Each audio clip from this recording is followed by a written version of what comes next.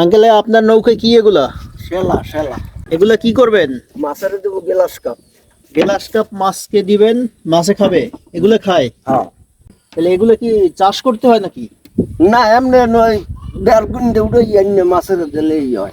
খালের নিচে হয় এগুলা? হ্যাঁ মাছকে শুধু কি এগুলাই খাওয়ার না আরো কিছু খাওয়ার? আরো মেগা পিঠা হয়।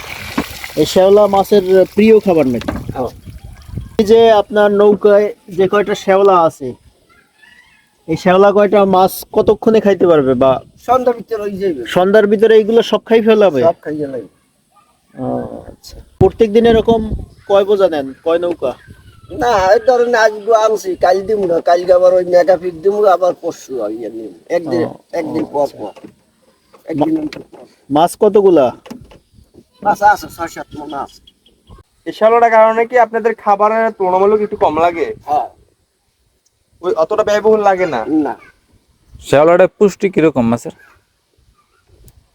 মাছ এই যদি খাওয়াই, মেগা পিঠ তো খাওয়াই বেশি, চর্বি হয়ে যায়, ওজন ওয়েট বেড়ে যায় বেশি। আর এইগুলোন খাওয়াইলে,